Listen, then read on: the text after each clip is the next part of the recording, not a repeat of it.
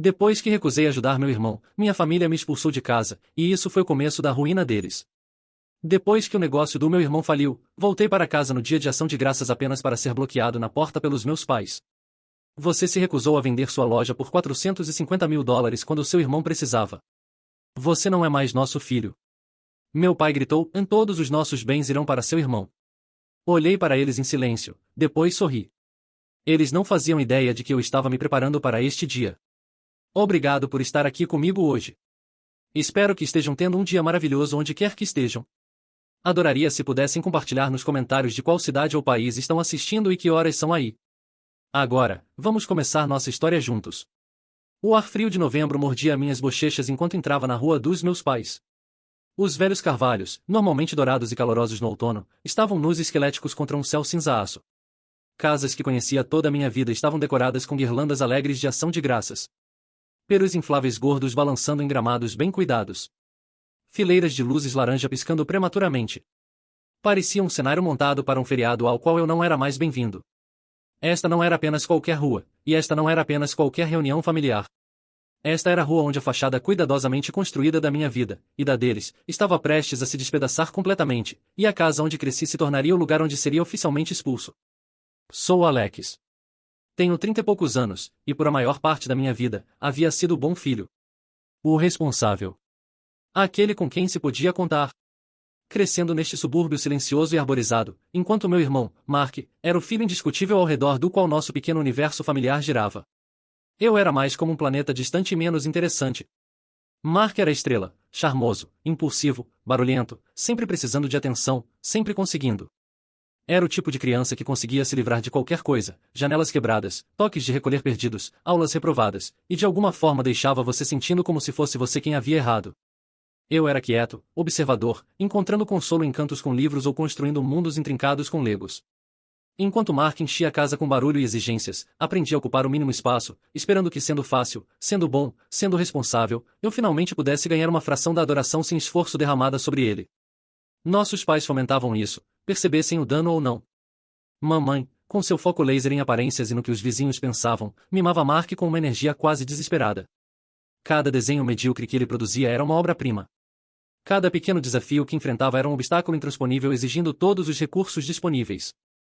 Ela suavizava suas arestas ásperas, fazia desculpas para seu comportamento cada vez mais errático, celebrando suas menores conquistas mais superficiais, tirar-se mais numa prova que mal estudou, encantar um parente difícil, como se fossem prêmios Nobel. Papai, rude e pragmático sobre finanças, reparos domésticos e política local, se tornava desconcertantemente suave e permissivo quando se tratava de Mark. Ele só tem muita energia, dizia com um balanço carinhoso da cabeça depois que Mark fazia algo verdadeiramente desagradável, ou aquela frase cansada e pesada que soltava sempre que Mark precisava de mais um favor ou resgate.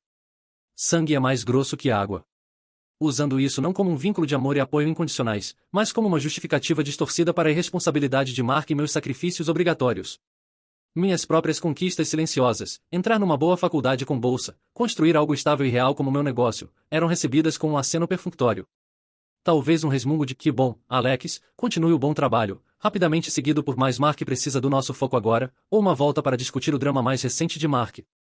Por anos, minha fraqueza mais profunda e embaraçosa era que eu desesperadamente desejava a aprovação genuína deles. Não se tratava apenas de validação. Parecia um membro perdido, uma necessidade fundamental não atendida. Pensei que se apenas trabalhasse mais, fosse mais confiável, não causasse problemas, antecipasse suas necessidades. Se fosse apenas bom o suficiente, eles finalmente me veriam, me valorizariam verdadeiramente, da forma como claramente valorizavam Mark. Acreditei, tolamente, que poderia de alguma forma conquistar o amor deles através de puro esforço e conformidade. Era uma esperança persistente e ingênua, um ponto cego que não conseguia ver além, não importava quantas vezes me ignorassem, me decepcionassem ou sutilmente me prejudicassem. Mark, enquanto isso, saltava de um esquema mal elaborado para outro com otimismo ilimitado e infundado. Um site questionável de varejo online que queimou dinheiro de investimento em meses. Um trabalho de consultoria que parecia envolver mais almoços caros e jogos de golfe do que trabalho real. Uma ideia de aplicativo que mal programou antes de abandonar. Cada fracasso deixava um rastro de dívidas e associados desapontados. E cada vez, meus pais estavam lá, passando cheques, suavizando as coisas com ligações sussurradas, frequentemente insinuando sombriamente que minha estabilidade e sucesso crescente significavam que eu deveria contribuir mais para ajudar a família. Não apenas apoio emocional, mas dinheiro vivo. Minha livraria e café, The Daily Green, não era apenas um negócio. Era meu santuário, construído no suor, noites tardias debruçado sobre planilhas sob uma única lâmpada de mesa, e no amor puro por histórias e comunidade. Havia investido cada dólar que tinha, pegado pequenos empréstimos, aprendido tudo desde gerenciamento de estoque até fazer o latte perfeito. Representava minha independência, minha autossuficiência, algo puramente meu, uma coisa sólida e próspera que havia construído do zero sem a ajuda deles. Meus pais viam de forma diferente.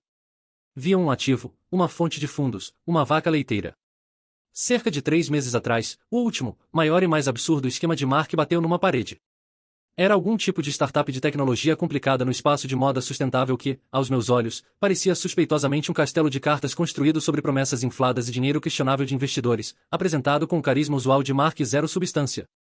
Mark ligou primeiro, cheio de fanfarronice e jargão técnico que não entendi, precisando de uma soma enorme rapidamente para fazer a ponte até que um grande investimento chegasse. Então veio a ligação conjunta de mamãe e papai.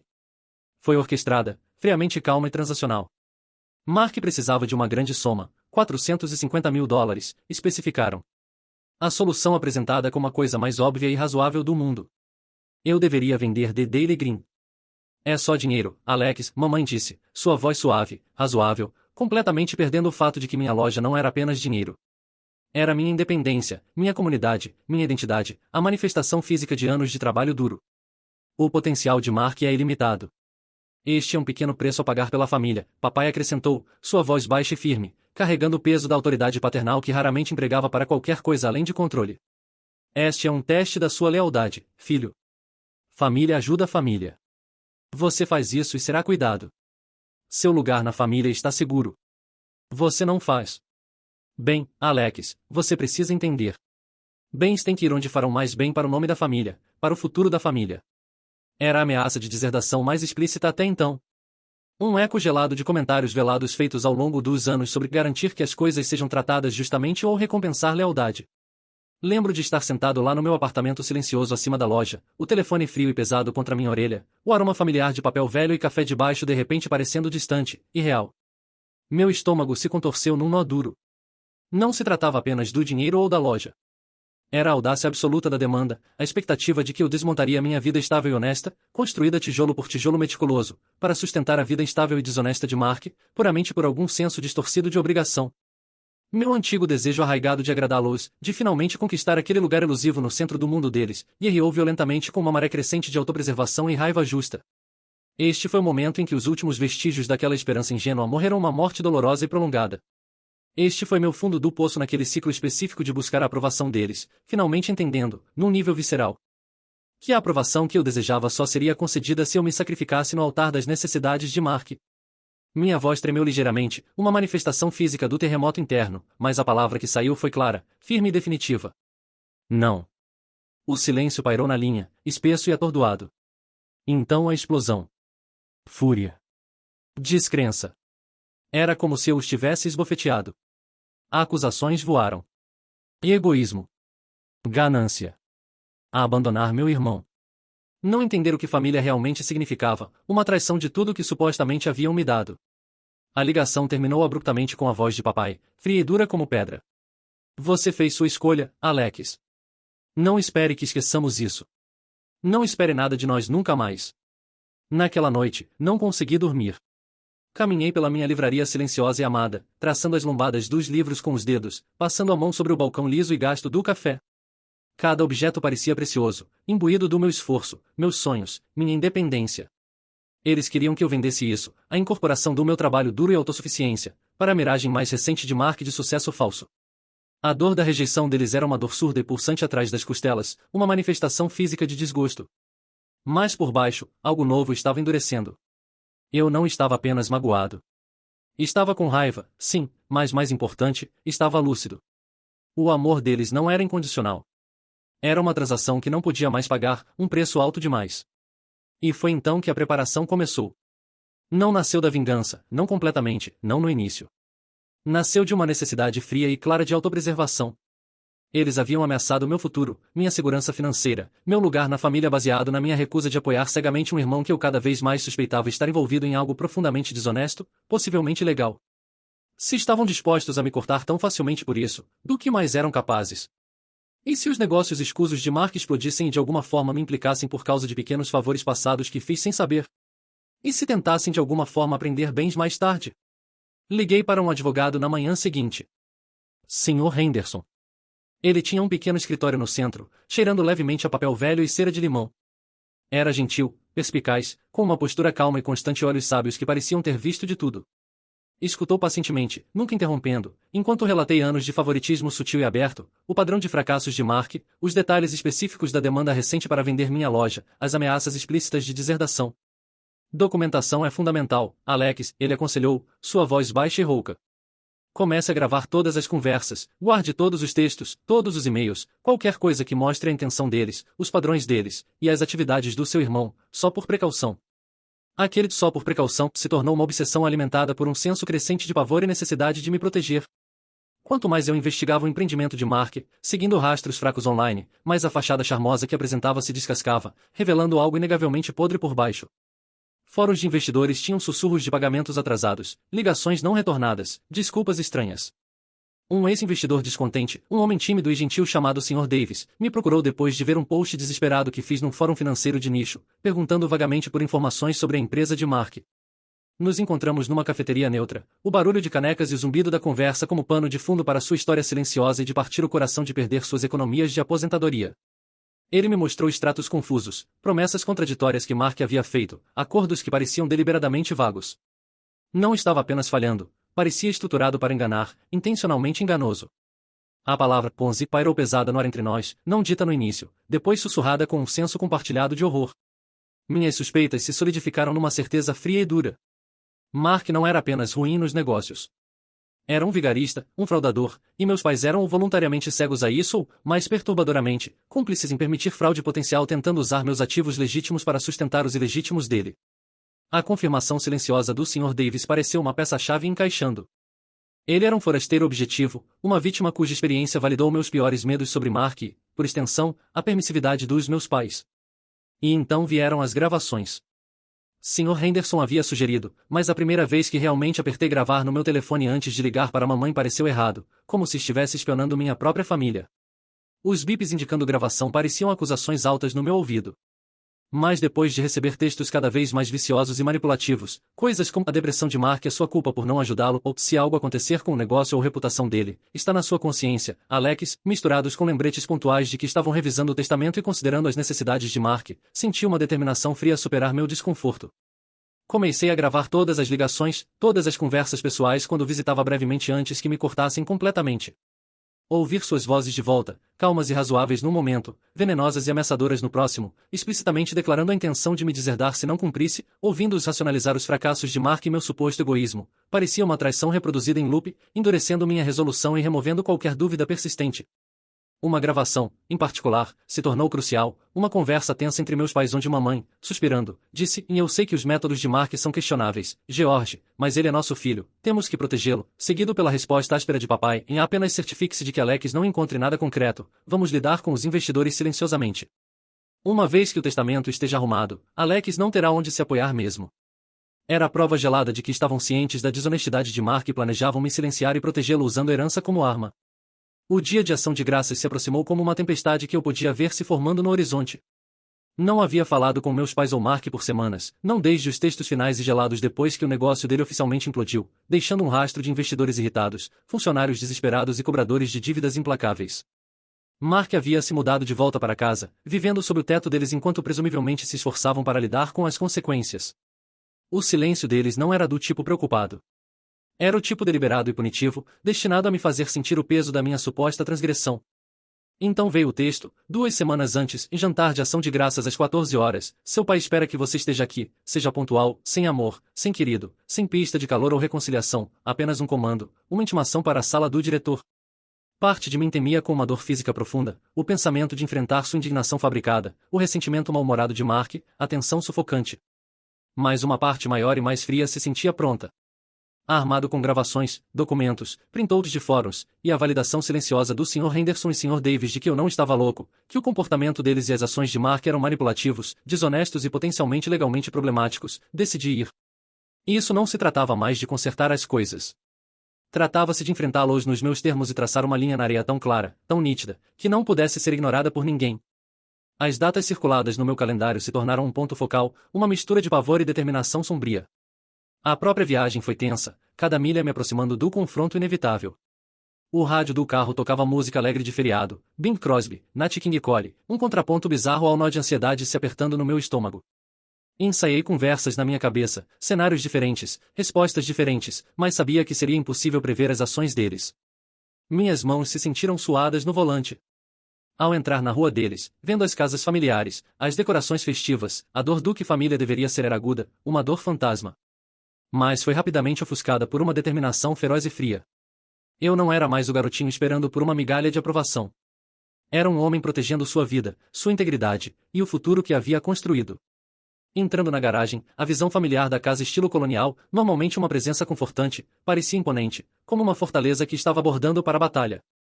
O vento de outono chicoteou ao meu redor quando saí do carro, carregando o aroma fraco e doce de rosas que floresciam tarde do jardim da minha mãe. Um cheiro que costumava significar conforto, mas agora parecia outra parte da fachada elaborada. Vi-os imediatamente, não esperando na varanda com sorrisos tensos de cumprimento, mas parados rigidamente lado a lado, diretamente na frente da porta fechada, bloqueando a entrada. O ar, já frio, pareceu cair outros 20 graus ao redor deles. Seus rostos, normalmente tão cuidadosos em apresentar uma máscara agradável e acolhedora para o mundo, estavam gravados com fúria dura, desapontamento rígido, e algo mais que não conseguia identificar, medo, rapidamente mascarado por raiva. Caminhei em direção a eles, o render do cascalho sob meus sapatos nervosamente alto no silêncio pesado. A curta distância parecia quilômetros. Não havia calor, nem comprimento, apenas uma parede de desaprovação parental e exclusão fria. Alex, a voz do meu pai ecoou, desprovida de qualquer afeição paternal, cortando e ecoando ligeiramente na quietude súbita da rua. Precisamos conversar, bem aqui. Parei a alguns metros de distância, o frio penetrando no meu casaco. Estou aqui, pai. O que é? Seus olhos se estreitaram, fixos e duros, recusando-se a amolecer. Estamos profundamente desapontados com você, filho, profundamente. Pensamos que você entenderia. Pensamos que família significava algo para você, mas você se recusou a ajudar seu irmão quando ele mais precisava. Você colocou seu dinheiro, sua loja, antes da sua própria carne e sangue. Isso não é o que família faz. Ele deu um passo adiante, sua voz se elevando, alimentada por raiva autoconservadora, cuspindo as palavras como acusações. Você se recusou a vender sua loja por $450.000 quando seu irmão precisava. Você não é mais nosso filho. As palavras me atingiram não com a força de um soco, mas com a precisão gelada de um corte de cirurgião. Não é mais nosso filho. Anos tentando, anos esperando, anos sendo reserva, a segunda escolha confiável, o filho que não causava problemas, tudo destilado naquela frase brutal e apagadora. Meu peito apertou, não apenas metaforicamente, mas fisicamente, uma banda sufocante envolvendo minhas costelas, como se alguém tivesse enrolado arame farpado ao redor dos meus pulmões. Este era o momento, a rejeição final e inequívoca, o momento que eu tanto temia quanto, de forma estranha, me preparei. As casas familiares na rua pareceram girar ligeiramente, as decorações festivas nas casas dos vizinhos se turvando em formas sem sentido. Por um breve segundo agonizante, a dor crua e exposta de ser verdadeiramente expulso, de atingir o fundo absoluto do amor condicional e transacional deles, foi avassaladora. Fiquei lá, silencioso, exposto, absorvendo o peso completo e esmagador do veredicto final deles. Então mamãe deu um passo adiante, seu rosto uma máscara de resolução fria, cada linha endurecida, sua voz cortante e final, cada palavra como um chip de gelo. Seu pai está certo, Alex. Esta família cuida dos seus. Mark precisa de tudo agora. O futuro dele é a prioridade. Todos os nossos bens irão para seu irmão. Você não receberá nada de nós. Você fez sua escolha. Todos os nossos bens. A casa onde cresci. As economias destinadas à aposentadoria deles. Para o futuro da nossa família.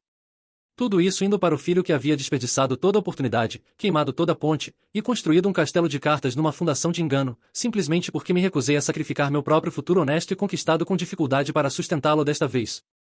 A injustiça de tirar o fôlego, a crueldade casual, roubou minha respiração.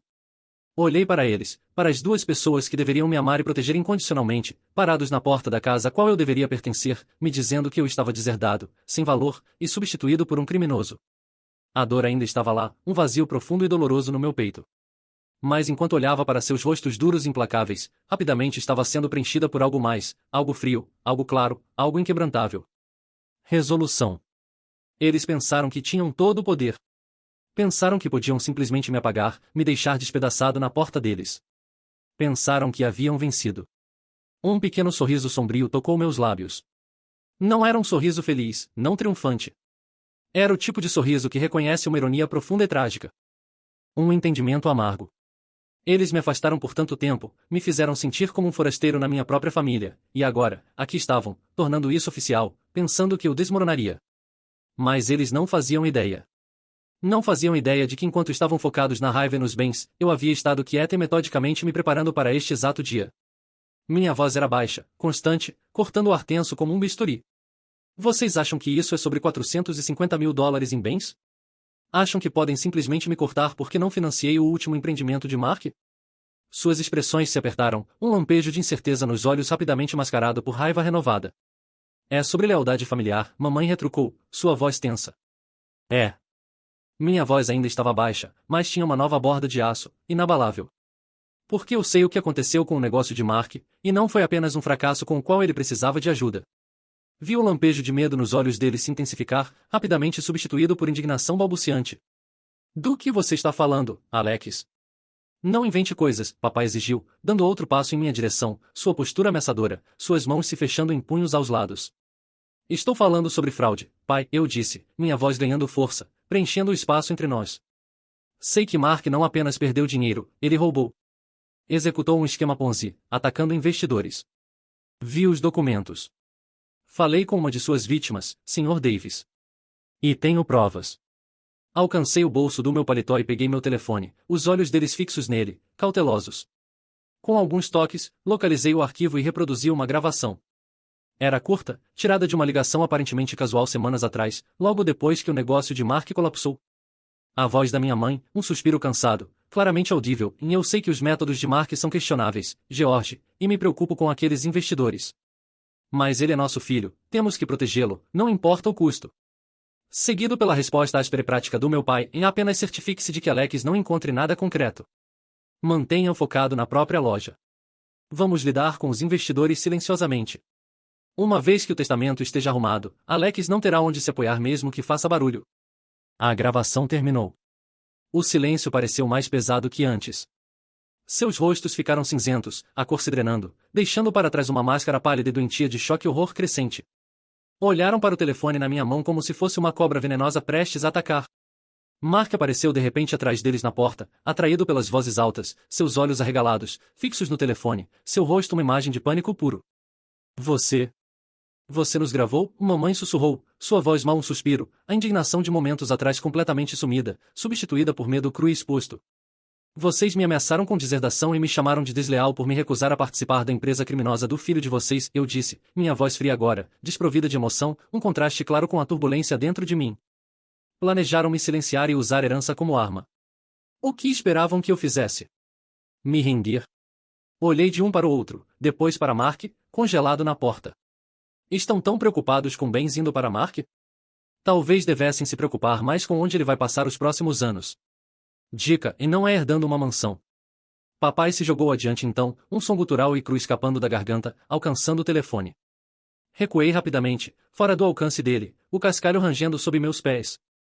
Saia da minha propriedade, ele rugiu, seu rosto roxo de raiva, cuspe voando. Você está insano. Está inventando isso. Vamos processá-lo.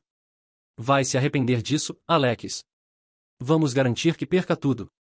Minha propriedade? Ecoei, a pura absurdidade da ameaça me atingindo, parado na garagem da casa que havia ajudado a manter. A família cujas dívidas frequentemente cobri silenciosamente ou cujas bagunças ajudei a limpar ao longo dos anos? A casa onde passei fins de semana consertando em vez de construir minha própria vida? A família cuja narrativa vocês controlaram toda a minha vida? Ótimo. Dei outro passo para trás, virando meu corpo em direção ao carro, o vento chicoteando ao meu redor. Vocês queriam me expulsar? Queriam me cortar? Considerem feito. Conseguiram. Olhei para eles uma última vez. Meus pais, parados lá rígidos. Bloqueando a porta de uma casa que não era mais um lar, seus rostos uma mistura de raiva e medo preso. Mark pairando atrás deles, pequeno e aterrorizado na porta. Vocês acabaram de cometer seu maior erro, eu disse, minha voz clara, firme e carregando todo o peso da verdade. Acabaram de expulsar a única pessoa que conhecia a verdade e tinha provas para sustentá-la. Virando completamente as costas, caminhei propositalmente em direção ao meu carro. O silêncio que seguiu o protesto final e sufocado deles era ensurdecedor, mas parecia diferente agora. Não o silêncio da derrota, mas a quietude tensa e carregada após uma explosão. Minha e deles. Entrando no carro, não olhei para trás. Liguei o motor, o rumble familiar, um som reconfortante da realidade. Dirigi para longe da casa, da rua, da família, da vida que havia tentado tão desesperadamente por tanto tempo me encaixar. As lágrimas vieram então, quentes e rápidas, borrando as luzes piscantes de feriado das outras casas em listras de cor. Foi um soluço profundo e dilacerante que sacudiu todo o meu corpo, lamentando não a perda de bens, mas a perda da família que sempre almejei. A prova final e inegável de que o amor que desejava nunca esteve verdadeiramente lá. Mas por baixo da dor, por baixo do luto, havia uma sensação florescente de libertação, aterrorizante e emocionante. Eu estava livre. A primeira ligação que fiz não foi para chorar no ombro de um amigo, embora soubesse que precisaria disso depois. Foi para o Sr. Henderson. Parei no acostamento da estrada, o carro tremendo ligeiramente. Aconteceu, engasguei, minha voz grossa de emoção, as lágrimas ainda escorrendo pelo meu rosto. Eles me expulsaram, exatamente como disseram que fariam. É hora. Os dias e semanas que se seguiram foram um borrão de ação legal e uma convulsão emocional profunda e contínua. Sr. Henderson foi eficiente, calmo e metódico, uma mão firme me guiando através do mundo confuso e frio do sistema legal. Baseado na evidência que forneci, os e-mails, os documentos financeiros que havia coletado meticulosamente, as gravações condenatórias, o testemunho do Sr. Davis, fizemos o boletim de ocorrência detalhando as práticas comerciais fraudulentas de Mark. O processo pareceu estéril, clínico, um contraste claro com o drama familiar cru e bagunçado que o precedeu. Entregar as gravações parecia entregar pedaços do meu próprio coração, expondo a verdade feia da minha família para estranhos. Mas era necessário. O processo legal se desenrolou rapidamente, quase clinicamente, expondo a podridão no núcleo do empreendimento de Mark. Detetives revisaram a evidência, corroboraram a história do Sr. Davis, e encontraram outras vítimas que haviam hesitado em se manifestar. A trilha de papel era inegável. Mark foi preso uma semana antes do Natal, uma manchete surreal no jornal local logo abaixo das listagens de eventos natalinos. Foi acusado de múltiplas contagens de fraude e desfalque. Sua fachada cuidadosamente construída de sucesso, aquela que meus pais haviam desesperadamente se agarrado e tentado financiar com meu futuro, implodiu completamente, não apenas dentro da família, mas publicamente. A notícia enviou ondas através da nossa comunidade. A reação dos meus pais à prisão de Mark e meu papel inegável nela foi previsivelmente volátil e egoísta. Negação, indignação, e uma tentativa frenética e desesperada de controlar a narrativa. Ligaram para parentes, amigos mútuos, até postaram atualizações cuidadosamente redigidas e passivo-agressivas nas redes sociais, tentando me pintar como um filho vingativo e ganancioso que estava tentando arruinar seu irmão inocente e pais generosos por rancor porque não conseguia o que queria. Sua jogada característica, distorcer a realidade e priorizar aparências acima de tudo, estava em plena exibição, uma tentativa desesperada e frenética de recuperar controle. Alex está instável, ouvi que disseram a um parente. Está fazendo acusações selvagens porque tem ciúmes de Mark. Mas desta vez a verdade tinha recibos, relatórios policiais, e eventualmente documentos judiciais. Quando as notícias locais reportaram sobre a prisão de Mark e explicitamente mencionaram que a investigação foi desencadeada por um relatório de um membro da família que havia fornecido evidência crucial, os sussurros na comunidade se transformaram em perguntas abertas, olhares desconfortáveis, e eventualmente, prova inegável de que a história deles era falsa. A queda social foi brutal, um campo de batalha secundário que às vezes parecia tão doloroso quanto a rejeição inicial. Alguns parentes, particularmente aqueles que haviam se beneficiado da generosidade dos meus pais ou de Mark, ou aqueles que simplesmente não conseguiam imaginar desafiar a santidade da unidade familiar, reflexivamente ficaram do lado dos meus pais, me evitando. Encontros constrangedores no supermercado onde pessoas fingiam não me ver, amigos que compartilhava com Mark ou meus pais de repente ficando em silêncio ou oferecendo respostas frias e não comprometedoras. Doía, um tipo diferente de dor da rejeição inicial, uma confirmação de que o sistema familiar estava podre muito além da unidade central, que muitos priorizavam conforto e aparência sobre verdade e integridade. Mas também houve aliados inesperados, pessoas que saíram das sombras. Sr. Henderson, claro, foi mais que apenas um advogado. Tornou-se uma fonte de apoio profissional e quieto, sua postura calma e crença inabalável nos fatos me ancorando quando as ondas emocionais ameaçavam me puxar para baixo. Ele validou a realidade da manipulação que havia suportado, me ajudando a ver claramente, não como fracasso pessoal, mas como uma dinâmica da qual finalmente havia escapado. E Sr. Davis, o investidor tímido que Mark havia fraudado, me procurou novamente depois que a notícia saiu. Ele não era família por sangue, mas também havia sido vítima do engano de Mark, de certa forma, do sistema permissivo dos meus pais. Compartilhar nossas experiências, confirmar os padrões de manipulação, as promessas vazias, a sensação de ser usado, foi incrivelmente validador e curativo. Ele representou o forasteiro objetivo que viu a verdade sem os filtros de história ou obrigação. Outros aliados inesperados emergiram, um primo distante que havia visto dinâmicas similares na família anos atrás mas ficou quieto, um vizinho antigo que sempre achou o estilo de vida de Mark questionável. O apoio deles, quieto ou aberto, ajudou a redefinir como pertencimento parecia. Então veio a segunda reviravolta, descoberta quase acidentalmente durante o processo de descoberta legal relacionado aos bens e dívidas de Mark. Não se tratava de dinheiro ou contas escondidas, mas um segredo do passado que lançou uma luz perturbadora e de partir o coração sobre o favoritismo bizarro e extremo dos meus pais em relação a Mark. Escondidos numa antiga caixa de segurança que Mark havia de alguma forma acessado estavam pacotes de cartas e documentos de décadas atrás. Eles revelaram que Mark não era, como todos na família e comunidade acreditavam, filho biológico do meu pai. Era produto de um caso breve e escondido que minha mãe teve antes de eu nascer, pouco depois que ela e papai se casaram. Meu pai, ao descobrir a verdade pouco depois do nascimento de Mark mas escolhendo ficar no casamento, evidentemente havia feito um pacto com minha mãe. Eles criariam Mark como próprio dele, e ele compensaria com favoritismo implacável, indulgência e apoio financeiro. E isso não era apenas preferência parental típica. Era uma performance vitalícia impulsionada pela insegurança enterrada do meu pai, uma necessidade desesperada de provar que era o pai verdadeiro de Mark fornecendo tudo, protegendo de todas as consequências, e inundando-o com recursos que não eram verdadeiramente conquistados. Esta revelação, embora adicionasse uma camada de contexto trágico ao comportamento extremo e irracional dos pais, não desculpava o abuso, a negligência comigo, ou sua permissividade ao comportamento criminoso de Mark. Simplesmente mostrou que a fachada que apresentavam ao mundo, a família perfeita, o filho dourado bem-sucedido, os pais justos, foi construída sobre uma mentira que distorceu seus relacionamentos com ambos os filhos. Forneceu um entendimento mais profundo, embora doloroso, para mim e, eventualmente, para a audiência que ouviria a minha história. O momento de justiça não foi um único confronto dramático no tribunal, embora a sentença de Mark tivesse sua própria atmosfera pesada. Foi uma série de consequências quietas e inegáveis se desenrolando. Mark se declarou culpado de algumas acusações para reduzir sua sentença, enfrentando anos na prisão estadual. Os investidores, incluindo o Sr. Davis, receberam alguma restituição, embora muito menos do que haviam perdido. Meus pais, embora não acusados como cúmplices na fraude, enfrentaram um escrutínio intenso da comunidade e, suspeito, de dentro de si mesmos. A vergonha pública, os sussurros, a reputação danificada, o desmantelamento da imagem cuidadosamente curada que haviam valorizado acima de tudo, para eles, isso foi talvez um castigo mais severo que qualquer multa. Perderam posição, credibilidade, e a própria fachada social que haviam priorizado sobre conexão humana genuína. Não busquei ação legal adicional contra meus pais diretamente em relação à herança ou manipulações financeiras passadas. O caso criminal contra Mark e a exposição pública da cumplicidade deles e do segredo familiar mais profundo pareceu uma resolução mais profunda e kármica. Suas ameaças de deserdação se tornaram sem sentido diante das condenações criminais de Mark e sua própria humilhação pública. O que restava para herdar de uma fundação de mentiras? O processo de cura foi lento, bagunçado e contínuo. Cortar laços completamente foi uma das coisas mais difíceis que já fiz, uma amputação profunda e dolorosa que deixou uma dor fantasma. Havia dias em que o luto era avassalador, uma onda de tristeza pela família que desejei ter tido, o amor incondicional e a aceitação que nunca recebi. Fui à terapia, processei os anos de negligência e manipulação. Mais lenta e certamente, com o luto veio libertação. A ansiedade constante, o nó no estômago, a sensação de estar constantemente sendo julgado e achado em falta, começou a se dissipar.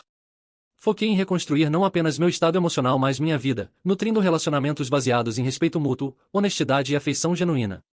Minha loja, The Daily Green, continuou a prosperar, tornando-se mais que apenas um negócio mas um centro da comunidade e símbolo da minha resistência, um resultado tangível do meu próprio trabalho duro e honesto, intocado pela toxicidade deles. Nutri minhas amizades, me apoiei na sabedoria quieta do Sr. Henderson, e mantive contato com o Sr. Davis, encontrando força na nossa experiência compartilhada. Comecei a construir minha família escolhida, uma rede de pessoas que me viam, me valorizavam e me apoiavam por quem eu era, não pelo que podiam extrair de mim. Ação de graças do ano seguinte, jantei não com parentes de sangue numa casa cheia de tensão e ressentimentos não ditos, mas com Sr. Henderson, Sr. Davis, e alguns amigos próximos no meu pequeno apartamento acima da loja. Compartilhamos comida, histórias, risadas, e gratidão silenciosa pelo conforto simples da conexão genuína. Não foi a performance alta e tensa dos dias de ação de graças da minha infância, mas uma reunião calorosa e pacífica cheia de afeição autêntica. Sentado lá, me sentindo verdadeiramente visto e aceito, finalmente entendi que família não é apenas sangue. São as pessoas que te escolhem, que te veem, te apoiam e te amam por quem você é, não pelo que podem conseguir de você ou que papel precisam que desempenhe na narrativa distorcida deles. Olhando para trás, meus pais pensaram que estavam tirando tudo de mim ao me expulsar naquele dia de ação de graças. Pensaram que estavam me punindo, me deixando isolado e arruinado, provando que eu não era nada sem eles. Mas estavam profundamente errados. Ao me forçar a sair, ao cortar aquele laço tóxico tão completa e dramaticamente, me deram o maior presente que poderia ter recebido. Minha liberdade, minha integridade, meu autorrespeito, e a chance de construir uma vida e encontrar uma família baseada em verdade, honestidade e conexão genuína, em vez de manipulação, mentiras e amor condicional. Às vezes, os limites mais difíceis de estabelecer são com as pessoas com quem você deveria estar mais próximo. Mas às vezes, perder sua família é a única maneira de finalmente se encontrar. A história não termina aí. Na verdade, essa foi apenas o começo de uma nova vida. Nos meses que se seguiram, enquanto Mark cumpria sua sentença e meus pais lidavam com as consequências sociais e financeiras das ações dele, eu floresci de maneiras que nunca pensei serem possíveis. Minha livraria se tornou mais próspera do que nunca. Sem a constante drenagem emocional e financeira da minha família tóxica, pude me concentrar completamente em construir algo belo e sustentável. Adicionei eventos comunitários, clubes de leitura, noites de poesia. O lugar se tornou exatamente o que sempre sonhei, um verdadeiro centro de comunidade onde as pessoas se conectavam sobre histórias e ideias. Sr. Henderson se tornou mais que um advogado, ele se tornou uma figura paterna que nunca tive. Ele me ensinou sobre integridade profissional, sobre como navegar no mundo com dignidade e propósito. Suas orientações silenciosas me ajudaram a entender que o respeito é algo que se ganha, não algo que se espera por direito de nascimento. Sr. Davis e eu desenvolvemos uma amizade improvável mais profunda. Dois homens que haviam sido feridos pela mesma pessoa, mas que encontraram força um no outro. Ele frequentemente visitava a livraria, e nossas conversas sobre livros e vida se tornaram alguns dos momentos mais preciosos das minhas semanas. Conheci Sarah numa dessas noites de clube de leitura. Ela era professora, tinha uma risada que preenchia a sala inteira, e uma gentileza genuína que me fez lembrar que nem todas as famílias são construídas sobre mentiras e manipulação. Quando finalmente contei minha história para ela, ela não demonstrou pena, demonstrou admiração pela coragem que foi preciso para me libertar. Você não perdeu uma família, ela me disse uma noite, enquanto fechávamos a loja juntos. Você se libertou de uma prisão. Ela estava certa. Pela primeira vez na vida, eu estava vivendo sem o peso constante da aprovação de outras pessoas. Sem a necessidade desesperada de provar meu valor para pessoas que nunca estiveram dispostas a vê-lo. Sem o medo constante de que tudo que construí pudesse ser tomado de mim por capricho. Meu primeiro Natal depois do confronto foi diferente de qualquer outro que já havia experimentado. Em vez de uma manhã tensa navegando pela dinâmica familiar e expectativas não ditas, acordei no meu próprio espaço, tranquilo e genuinamente empolgado para o dia que havia planejado. Sr. Henderson veio para o almoço, trazendo sua famosa torta de maçã e histórias de seus próprios filhos adultos. Sr. Davis apareceu com um livro raro que havia encontrado numa venda de garagem, sabendo que eu o apreciaria. Sarah estava lá, claro, trazendo risadas e calor para cada canto do meu pequeno apartamento. Não houve presentes caros ou demonstrações elaboradas. Não houve tensão subjacente ou ressentimentos não resolvidos. Apenas pessoas genuínas que haviam escolhido estar lá, que valorizavam minha companhia tanto quanto eu valorizava a deles. Sentado ao redor da minha mesa de jantar pequena mais acolhedora, olhando para essas pessoas que se tornaram minha família escolhida, percebi algo profundo. Pela primeira vez na vida, eu pertencia a algum lugar. Não porque era obrigado por sangue ou culpa ou manipulação, mas porque havia criado um espaço onde o amor genuíno e a conexão real podiam prosperar. Meus pais ocasionalmente tentaram fazer contato ao longo dos anos. Cartas esporádicas chegavam, geralmente ao redor de feriados, escritas numa linguagem cuidadosa que evitava qualquer admissão real de erro enquanto insinuava que eu deveria deixar o passado para trás e lembrar o que família significa. Lia essas cartas uma vez e depois as colocava numa gaveta. Não por crueldade, mas porque reconhecia nelas o mesmo padrão de sempre, a incapacidade de assumir responsabilidade real, a expectativa de que eu deveria ser aquele a se curvar, a fazer concessões, a esquecer anos de dor por conveniência deles. Não respondi porque não havia nada a dizer. Eles haviam feito sua escolha naquele dia de ação de graças, e eu havia feito a minha. A diferença era que eu estava em paz com minha decisão, enquanto eles claramente não estavam com a deles. Mark eventualmente saiu da prisão depois de cumprir sua sentença reduzida. Ouvi através de conhecidos mútuos que ele se mudou para outro estado, presumivelmente para tentar começar de novo onde ninguém conhecia sua história. Espero, genuinamente, que ele tenha encontrado uma maneira de viver uma vida honesta. Mas sua jornada não é mais minha responsabilidade. A verdadeira medida da minha cura veio alguns anos depois, quando recebi um convite para o casamento de um primo distante. Era um evento familiar grande onde inevitavelmente encontraria parentes que haviam tomado partido durante o conflito. Por um momento, considerei não ir. A ideia de navegar por conversas constrangedoras e olhares julgadores parecia desnecessariamente estressante. Mas então percebi algo e não estava mais com medo deles. Fui ao casamento. vi alguns dos parentes que haviam me evitado, outros que haviam sussurrado sobre mim, alguns que haviam escolhido acreditar na versão distorcida dos eventos dos meus pais. E descobri que não me importava. Não me importava porque havia construído uma vida tão rica e plena que a aprovação ou desaprovação deles simplesmente não tinha peso. Havia encontrado meu valor em relacionamentos baseados na verdade, na integridade, no apoio mútuo genuíno. Quando alguns deles tentaram conversas desajeitadas, querendo testar as águas para uma possível reconciliação, fui educado mais firme. Não era cruel ou rancoroso, era simplesmente claro sobre meus limites. A conversa mais significativa foi com minha tia Eleanor, irmã da minha mãe, que havia permanecido em grande parte neutra durante todo o conflito. Ela me abordou no final da noite, suas palavras cuidadosas mais sinceras. Alex, ela disse, sei que não é meu lugar dizer isso, mas quero que saiba. Muitos de nós vimos o que realmente aconteceu. Nem todos acreditaram na versão da sua mãe. Alguns de nós entendemos por que você fez o que fez. Era uma validação que eu não sabia que precisava, mas que foi profundamente significativa.